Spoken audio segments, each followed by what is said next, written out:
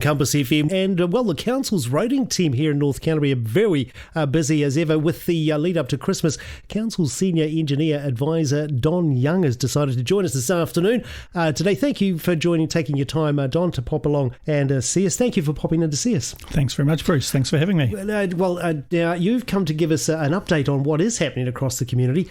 We're hearing quite a bit of chatter in the community about the Christchurch Northern Corridor opening. What can you tell us about that? Yeah, well, that's a pretty exciting project. I think everybody in the district's aware of it. They're going past it every day on their way into work or regularly when they go into Christchurch. And obviously, we've all put up with the disruption there over time.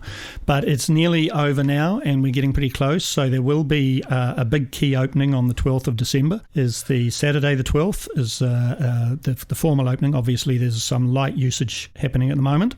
And then they're going to have it fully open on the 17th of December. It'll be fully open with the high usage lanes and the direct bus services. They'll be opening up straight after the new year in early January. Is there going to be an official ribbon cutting or anything, Don? Yes, I understand there is. They're going to have all sorts of activities happening, and people are able to wander all over the site, and I think there'll be quite a bit of activity there if people are interested to go down. Oh, looking forward to that. Now, and does this mean that the park and ride facilities will be ready soon?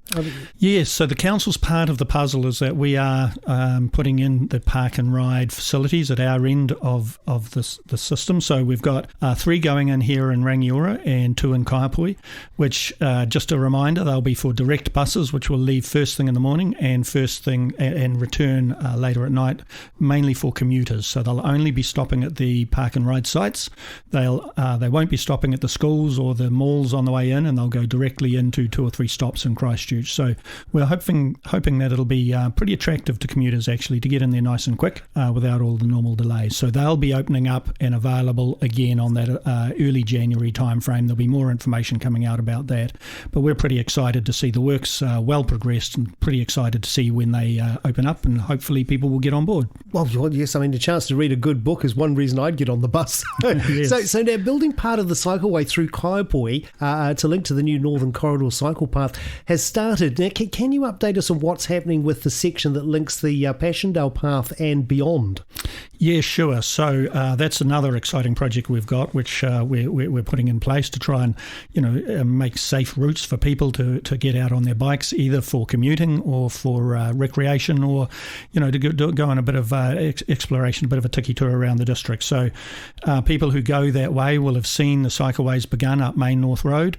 So that's coming up from Tram Road to the edge of Kaiapoi. So that's underway at the moment and is intended to be finished in the coming months. The next section has taken us a little bit longer. There's been quite a bit of concern raised by the residents for that, for where the cycleway was intended to go through the local streets there. We've been working pretty closely with them at a working group, working through the issues that they'd raised, and we are just about to put a report in front of the community board first and then the council, and a decision should be made by Christmas as to whether we're going to proceed with that section of the cycleway or do something else. I think everybody will be pleased to get that discussion over. It's been going on a long time, and it'll be good to decide one way or the other and get on with the task. Yes, with finishing that. Well, and looking at roads in other parts of the district, we understand the council are about to start work in the Flaxton Road area. This is really exciting because it's one arterial route in and out of Rangiora that's always been a bit of an eyesore. What can you tell us about what's planned there? Yeah, that's been an eyesore for many, many years. People will be well aware, and this has been on the books and on the cards for many years as well. So it's really exciting to have this work now happening. There's been quite a lot of conversation about what that layout of the road will look like, but we've all resolved that now, and we've been talking with the businesses and with the council and with the wider community. So that work is now being tendered at the moment and will be awarded before Christmas. So soon after Christmas, the main contractor will start. It'll be relaying new curbs, improving the drainage, improving the footpaths, and really just reshaping up that whole roading through there.